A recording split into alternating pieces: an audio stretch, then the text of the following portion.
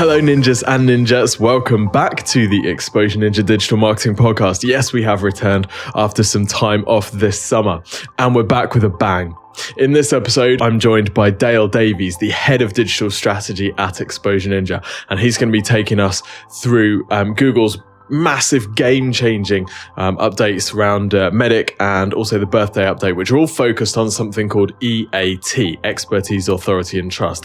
Now, EAT is not a small thing. This is a complete shift in how Google recognizes and rewards authority. And we've seen sites completely destroyed by EAT and other sites that have been completely transformed and had massive improvements in ranking and organic traffic as a result of this stuff. So it's really important, possibly the most important thing that you can do if you're working on the SEO of your site or any of your client sites is to get to grips with EAT right now.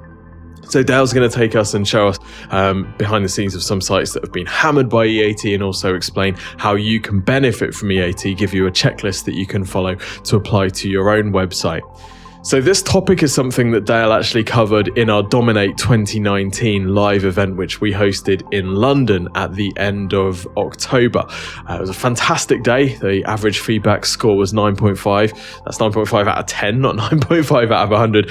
Really great to meet so many of the podcast listeners and clients and fans of Exposure Ninja that we've seen your names before, but haven't actually put a face to the name, and a chance for you guys to do the same with us as well. So really good fun. If you're interested in having a look at the recordings for Dominate 2019, and the purpose of the day was to show you some digital marketing stuff which has completely transformed and game changed in 2018, so that you can then apply it and put together a prioritized digital plan for your marketing in 2019. If you're interested in the live recordings, the day was professionally recorded.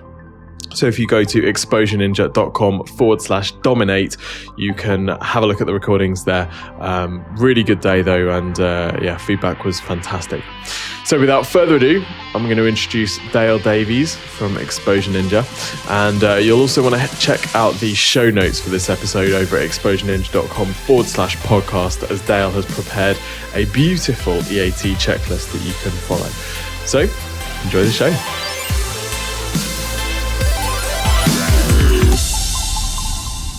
Welcome to the podcast, Dale. Hi. I'm going to do my best Cilla Black impersonation. Who are you? Where do you come from? And what do you do at Exposure Ninja?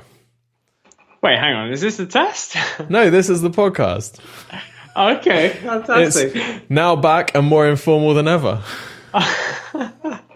Okay, great. I'm Dale, and I'm the digital strategy manager working with you at Exposure Ninja. Cool. So we're going to be talking today about EAT and Google Medic update. And one of the things that you do at Exposure Ninja is you dive deep into SEO campaigns that need a bit of extra help or need a bit of extra research or something like that, don't you? So maybe you could give us a bit of a big picture. What do people mean when they talk about this EAT thing, and why is it important for SEO? Well, anybody who pays any attention to SEO has probably seen EAT come up as much as the acronym SEO in the last few months. It's become, part and parcel of what SEO is. And the main reason as of late has been because several of the algorithm updates which have occurred have been because of EAT, or what we believe to be attributed to EAT. So there's been a few big ones. There's been some turbulence in the last kind of month or so. But there was a huge update back in August, which has been dubbed the Medic update, which was predominantly, we believe, related to EAT. And another one back in March, April time, which was predominantly EAT related as well. So what do I mean by EAT? So EAT is expertise, authority, and trust. This is a term created by Google and their search team. When they make changes to the algorithm, such as these big updates, they just have a bunch of quality assessors go through and just double check to see if it works. And EAT is one of the things that they're asking these quality assessors to look for. So how do you judge, how does, let's look at it another way. How does Google and how do these quality assessors measure EAT? What are some of the things that they're looking for in a website that is strong in EAT? Okay. Well, in the guidelines which Google has produced, so they're publicly available. Anybody can go and get them, and I'm sure we can link them in the show notes as well. They're asking the search, but they're called search raters, and they're essentially search quality assessors. These search raters are told to do physical checks, or human checks, in the same way that you or I might do if we were doing checks of a company or a product before we purchased it. So in the same way that the listeners may do some reviews for maybe a mortgage provider or fridge freezer before they buy it, they're asking Google's raters to do the same types of searches. Can you go and double check and back up that the person or the business offering this service or product is trustworthy? So going back to the acronym of EAT, expertise, authority, and trust. Can you find out there on the internet any display of this person or their business, the expertise they have in their field? So if you're a lawyer, can that lawyer demonstrate their expertise on their website? And are other people suggesting that they're an expert as well? If it was a plumber, can they demonstrate that they're an authoritative plumber in their local vicinity? And are they trustworthy? Again, on the site, off the website, do they display why they should be trusted? And are other people saying that they're trustworthy as well? And again, the search raters, they're told to go and look for these kind of signals, let's call them, such as review websites. Go and look for these signals across the web to see if you can make the kinds of opinion of somebody's expertise, authority, and trust in the same way that you would do in the high street. You would look at you would speak to somebody in a showroom who's demonstrating new TV to you. They would you would build up a trust factor with that salesperson. The guidelines do the same. They're saying do an internet search or look on other websites apart from the business's website and see if you can determine EAT that way. So what you're saying is Google's algorithms are already looking at this stuff. They're already doing their background research on the people behind the business and whoever writes for the website. And what we need to do as website owners is basically show the algorithm, just like we'd be showing a normal visitor, the signs that we have expertise, authority, and trust in the topic that we're talking about, right? Absolutely. If you imagine that there's been like a big meme for like 20 years of people saying, when you feel ill, you type something into Google and a certain website like WebMD or whatever it's called, it says you've got cancer. Everything, there's just this big joke that everything says you have cancer. And Google, as a service provider, they're basically afraid that people are getting misinformation and they're getting bad advice from the wrong people. So what Google's algorithm is attempting to do, or what Google are trying to do with their algorithm, is make it like a person. They want it to be able to do the verification that a person would do, so that when people search who may not do those types of verification checks, may not be trained in the offline world to do checks of a GP or a doctor before you go to them. It's trying to make the algorithm do those kind of checks for you. So let's presume that the algorithm is doing that. We need to make sure that it can find all of those signals to build up trust. And again, that comes back to just making sure your website displays that. You have to be able to show that you are trustworthy, that you are an expert in your field. And there are a number of ways in which you can do that. You have to kind of think of what would you, in their shoes, how would they behave? What kind of checks would they do? And then make sure that your website or off-site performances, so, review websites and so on, they have the information that you or I would search for as well. So let's say with a plumber, they have to have certain qualifications or be registered in your country. In the UK, I believe there's like a gas safe register. That's correct. Yeah, the gas safe. So again, you have to just show that you are trustworthy and put those kinds of verification methods on your website. The same for if I was an architect or a lawyer or any professional field where you would want to make sure that the information coming top of Google is trustworthy.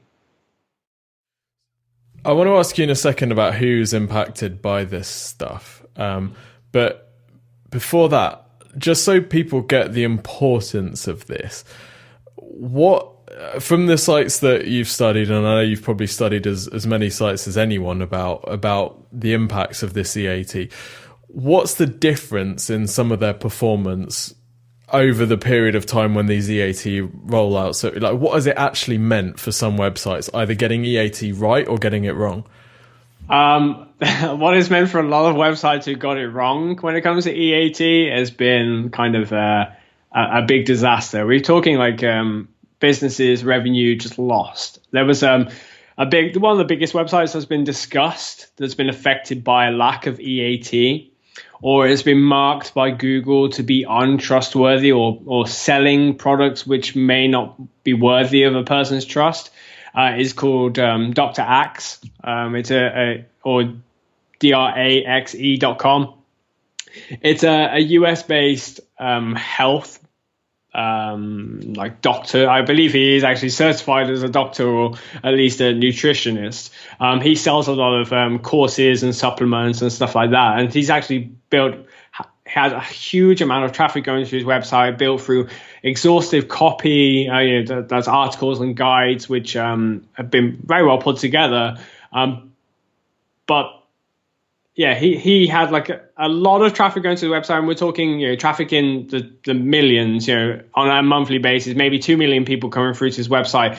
That's dropped into I think we're looking about 750,000 to 900,000 per month. So we're talking like a lot of traffic. And if you think of each person that in that traffic total is a potential sale, if you're losing millions in terms of traffic, you're losing millions in terms of potential revenue as well. So I imagine that business has gone through a hell of a lot of trouble in this past few months, because if you are relying on a steady stream of income through that traffic and that traffic suddenly disappears, somebody locks the front door of your office or locks the front door of your shop and they can't get in to purchase your products, then you're quickly going to run out of money, run out of revenue. So for that website and a lot of websites in that niche, so the domain industry hit this medic update. I'm sure you can figure out the name came from, it was mostly medical based websites which were affected. So the health, wellness, all these kind of domains, they were affected. And they because of a lack of EAT, sometimes on the website, but also through links as well. Links are a huge authority mark, a huge authority signal for expertise, authority, and trustworthiness. A lot of these domains lost hundreds of thousands, millions worth of visits, and they've all lost, as well as that, millions potentially in terms of revenue. So it's highly risky not following through on demonstrating your expertise or your authority in your niche or your industry and your trustworthiness, because the risk is, as these domains have shown us, these businesses have shown us, is lost revenue, and we're talking a lot of it.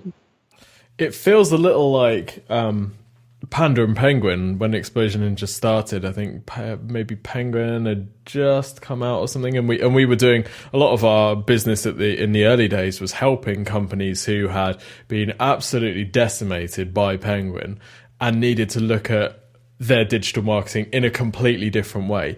And it feels like maybe we're going to look back on 2018 and EAT as another one of those huge inflection points in digital marketing, where it's no longer enough to just pump your site full of copy. Actually, there has to be authority behind that. You have to have trustworthy figures in the business. Your reputation is all of a sudden more important than just, do you have a massive long 20,000 word blog post which is ranking really well for a bunch of medical terms. Actually, if it's telling people the wrong thing, it doesn't really matter how well optimized it is, you're not going to rank for those terms anymore. This feels like a massive shift.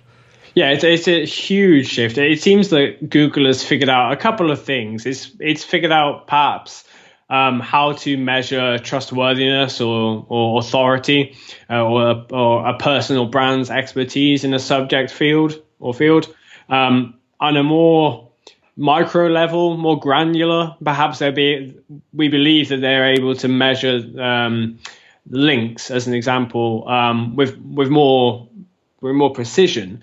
They're now taking so many different factors, and we're talking in the thousands. Another veteran SEO who regularly goes into the patents that Google puts, through the US Patents Office. He's compiled a list of all the things that have been signed off by Google as, potentially used in the algorithm. We're talking like thousands of different things that could potentially be looked at and measured. So whereas before we would look at the strength of a backlink or a link, now there may be so many other factors taken into account as well, such as the context around the link, the context of the publisher, the author in which that link is published. Just so many different things. So it could be, and we very much believe it's about, again, the EAT or the business or a brand, but again, also down to the author level and who's linking into that author. So if I'm a dodgy dealer and I write an article about like medical advice or even legal advice, and I'm getting links in from a bad source, then Google are gonna say, okay, clearly this person doesn't have the authority to write about the subject, so we're not going to rank them. They're also getting dodgy links that don't match. So we have links from mommy bloggers through to a legal advice piece of content. Then Google's going to say these things don't match with each other. There's very little trust in the linking domain, the mommy bloggers. Therefore, there's very little authority in that link to article. It's getting very complex. Again, like you said, it seems to be a huge update. I came into SEO after Panda and Penguin, and I've heard some great stories from that time. This is the first time since I've been in SEO that I really felt shockwaves go through the industry of what this could potentially mean. And for a lot of domain owners, it must be very scary. However, there's a lot that can be done on a very simple basis, very small changes that you can start making on a daily basis that can help prevent any kind of, we can future-proof your website against any further updates to this algorithm or this part of the algorithm. So, for example, if you are worried that you don't have a very strong EAT score, let's say, you can. I would step back and put yourself in the shoes of your potential customer and think, right, am I promoting the type of content that I, as a customer, would want to see? If the content doesn't match what your customers are looking for, then it probably doesn't belong on your website. So one experience for some domains has been that they've been demoted, even though they have fantastic content, because it just didn't match with the rest of the website. So they're writing 200,000 word articles by great authors, great researchers, but it just didn't seem to match the services on offer. So Google said, you're not the right authority for this, so we're going to promote somebody else instead.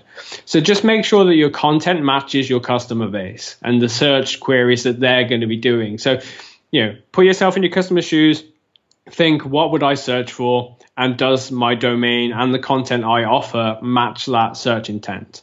Then again, you need to show why you're an authority. You can do that through, from your homepage, you can show all the qualifications you have. You can, your about page should list everything about you and why you're an authority, or your experience, your qualifications, the kind of stuff that you would tell me if I walked into your office tomorrow. And these recommendations that you make, these aren't conjecture, are they? These are directly from Google's search quality rater guidelines. Like, Google gives us exactly what these search quality raters are supposed to be looking at to measure EAT, I guess. Absolutely. So if we do go on the basis of Google's engineers make a change to the algorithm and then they send the search quality raters to double check that it works, and it says in their guidelines, check here, look for these signals, it's safe to presume that the algorithm is doing those things. So you wouldn't ask somebody to double check something that hasn't already been done. So if we read through the guidelines, and I highly recommend that people do, because they're about like 160, 180 pages long, and they might not sound appetizing to most people. But if you are focused on making your domain, your website, a success and a cornerstone of your business, and in 2018, every business should have a strong website, doesn't matter what you sell, you should take these guidelines into consideration, because as you said, Google is spelling it out for us in these in the pages of the guide. They're telling you, this is what we're checking. Go away and just make sure that your website matches it. So take it as a checklist. There are examples in there as well, which say these are the types of industries that we're looking at. And whilst it does say there are some industries which are under more scrutiny than others. So the medical space, the law space, these kind of guidelines should be carried across everybody. At the end of the day, you're expecting somebody is going to trust you enough to give you their time, give you their money, give you their health, put their health in your hands. Make sure that you're worthy of that trust, because at the end of the day, again, it's a risk for those people, and you want to make sure that if you were in their shoes, you wouldn't want to, think twice about putting your trust in them either. I mean, I guess this ties in with every Google update. We always say, Google's getting better at judging what a quality business is. So first it was, they've got good content on their site. Then it was, they've got good links, which means they're actually being talked about online. Now it's, they're a genuine authority and they're genuinely reliable. So this is about, I guess, being a good business and showing that you're doing that online. As lame and as kind of boring as that sounds, Google's actually just getting more human in how it's ranking and ordering businesses, right? Oh, absolutely. I think it's trying to filter out the snake oil salespeople, the shady SEOs that people are used to getting emails from saying that, who'll give you SEO for 50 quid a month. That's nonsense. Nobody's going to give you quality anything for 50 quid a month, I imagine. So, yeah, it wants to make sure that these kinds of shady people offering shady information and not given a platform in which to promote themselves, not given a platform in which they can, trick people into handing over their money. It's the same as, we don't want people knocking on the doors of elderly people trying to scam them into buying, loft installation that they don't need, or, silly things. Well, not silly things. Everybody should have loft installation, but, if they don't have a loft, Dale, then, they should definitely turn them away. But let's say something else, perhaps something they're overcharged for and so on. These people, dodgy sales people. Yeah. We want to avoid people being put in that situation. And Google, as a service provider, at the end of the day, they're trying to sell a high quality service, just like Starbucks is trying to sell a fantastic service and customer experience. So you keep going back. Google wants you to keep coming back and using Google, so you click on the ads and make some money. Because it's not the search results that really makes them money, it's the ads. So the only way to get people to keep coming back is just provide them high quality information the first time around, not the second time they try that search or the third time they try that search. It's the first click. So the websites near the top of the search results should be the best for that search query. I mean, they're not perfect. They're not a human just yet. They can't rate everything perfectly, but they're working there. And if we take 2018 as a bit of a highlight of what's to come, then definitely we all should be focused on just being honest businesses, transparent, and just making sure that we're not giving anybody, Google as an algorithm or a person, a genuine customer, any opportunity to think, no, we shouldn't. I don't really trust these guys. One of the things that has come out, or it feels like to me has become apparent from all this EAT stuff, is that at the moment you still see a lot of search terms where the site that's ranking top has kind of accidentally fallen into it, or they've been ranking that way for years and it doesn't really change. With all of this stuff, listing qualifications of people and making sure you're being featured as a guest expert elsewhere and getting third-party reviews online, are we, or in your opinion, are we seeing the death of accidental SEO? Is this something where actually every business has to really focus on their online presence now? Otherwise, that ranking isn't just going to happen on its own? Yeah, I think so. I think there are still going to be accidental successes. Maybe some people just accidentally put together good websites, and some people put accidentally bad websites and they still perform well. Because there are so many factors involved with ranking in the algorithm these days, thousands of different things. They might be just doing well off the back of perhaps a really good link profile. Perhaps they're just trusted by other people, and Google says, hey, if they're trusted by so many people that we trust, then maybe this domain is worth trusting. So there are going to be occasions where the search results are just not going to match what we would expect to see. And you can see that post-Medic. We've seen a lot of corrections since that period. So that update came in the 1st of August, and it was a bit rocky for a few days there. There have been updates periodically since then, so every 2 to 4 weeks.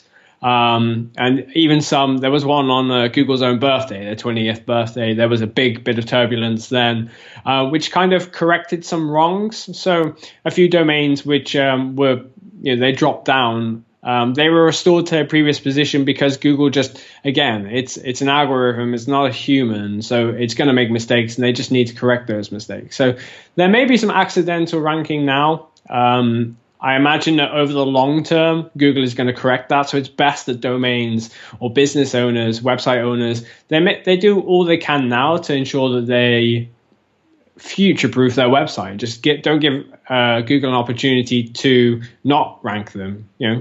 Make sure that Google sees that website and says, how could there be anybody else that we rank? It's so clearly going to be Exposure Ninja that we rank at the top of this result.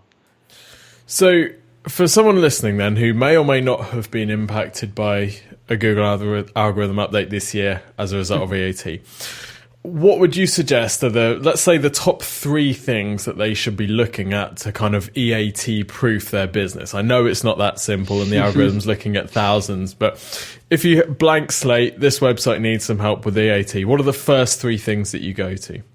Okay. I think the first one has to be content quality. I think that if your content doesn't match what I would expect to see as a customer, then Google is probably thinking the same. So you have to make sure that you're matching the search intent. So if you're not familiar with keyword intent, that's basically, where am I in the sales funnel? If I'm at the beginning, I'm probably doing some informational search. I'm looking for the options and maybe fine tuning that by adding in a few prefixes or suffixes, so words at the front of the end, which say, okay, originally I was looking for backpack. I might then be looking for a laptop backpack or a laptop backpack in a certain color. And then later down the sales funnel, there'll be more transactional intent, buy this product, or if we're not talking about purchasing a product, let's say the services or something like that, it might be dental law as an example. You have to make sure the content matches what they're looking for. So it can't be too general. It should be more specific, and make sure that your website has some content which matches each part of that. And that's how you're going to establish a bit of authority, because you have some content that says, we know pretty much every question you're going to ask, and we have all the answers. And they've all been verified as well, because I, as an expert, have either written them or the person who wrote them for me. So let's say you do have some researchers and writers who write on your behalf. You have verified that content, and you say so at the top and say, here's the author, but I verified it as a lawyer, solicitor. I approve of this content. So that would be my first point. Just take care of your content, map it to the search intent, and just make sure that it is highly authoritative, better than anybody else's content out there, because then Google's got no option, because you're clearly best. The second thing I would do would be to focus on what people are saying about my business. So I would promote the customer reviews, testimonials that I gather. I promote them on my website, so that if another customer comes through, they look at those and see, okay, these guys seem to be trusted. So, okay, I trust them as well. Because perhaps, Tim, if I was to ask you for a good Italian restaurant where you live, you might know. But perhaps if I was to ask a friend of yours who was like a big foodie, they would have the best, quietest, the best possible Italian food restaurant I could go to. So you're going to trust some people more than others.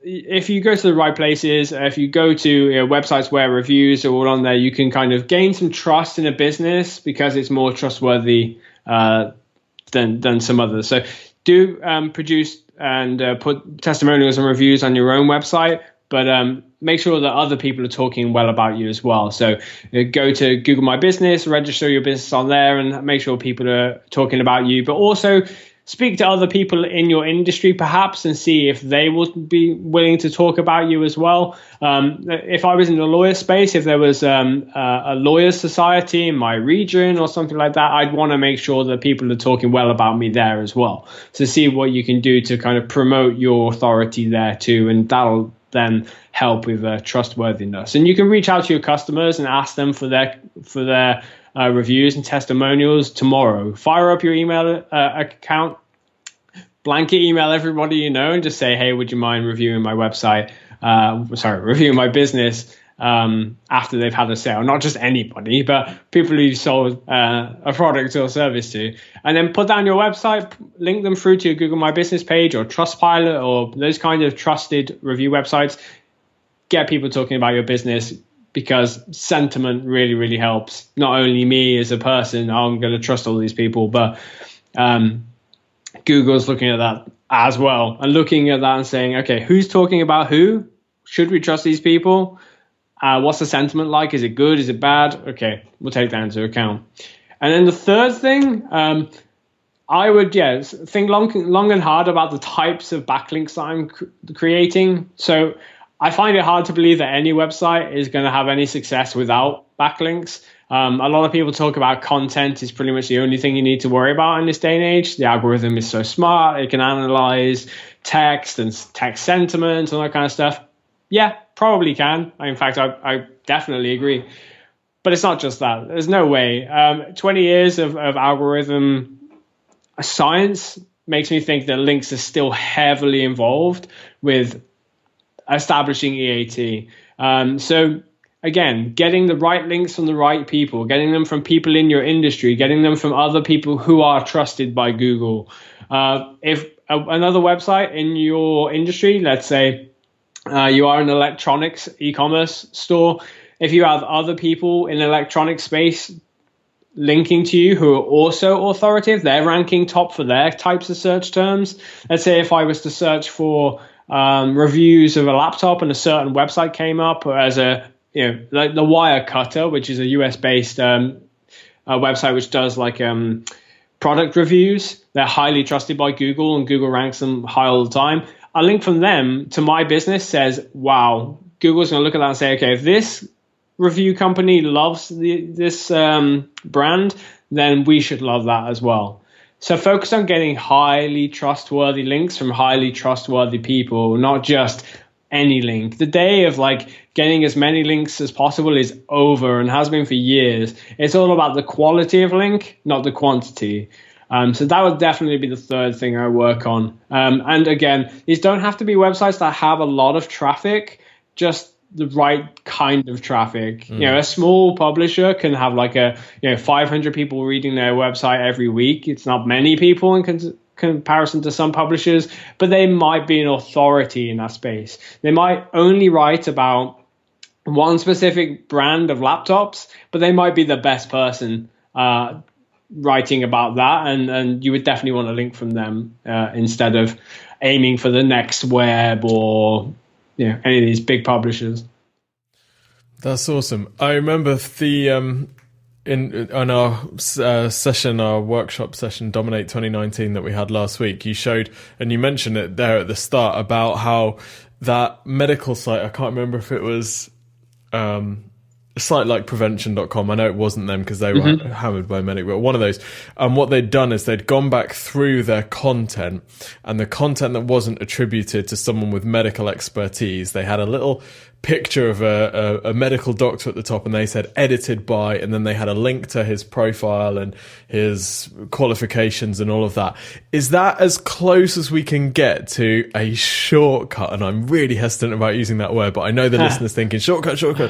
Is that as close as we can get to a shortcut hack? Again, I hate that word, but a shortcut hack to get this EAT stuff and medic stuff done in not a quick, an efficient way, let's say. Yeah, I definitely think it's going to be a signal that helps. So if Google is looking at your content, they want to make sure the people writing the content are trustworthy. And yeah, it can be a really quick fix to add that stuff in. I'll get to something else in just a second related. It can be really quickly done. So you can go through your website and have it audited by yourself. So you can sit there and go through, or you can have somebody else within your company who is also an expert in your industry can go through and verify all of the information that's been written before, maybe by a previous employee you had who wrote all of your content, perhaps a previous agency who wrote all of your content. You can sit through, or this person can sit through and just go through, verify it all, add the name in, and link through to a biography of that person and why they should be trusted. So we've been recommending, and we recommended a Dominate 2019 the other day. If you couldn't make it, I highly recommend downloading the videos for that if you can. I believe they're going to be released shortly. You should link to your authors, give them a platform and promote them and show the world why they should be trusted. That can be on your about page or individual biography pages, but you can just quickly add that link in, and Google's going to pick up on it and attribute that work to that person, or use it as a signal as this is a trustworthy piece of content.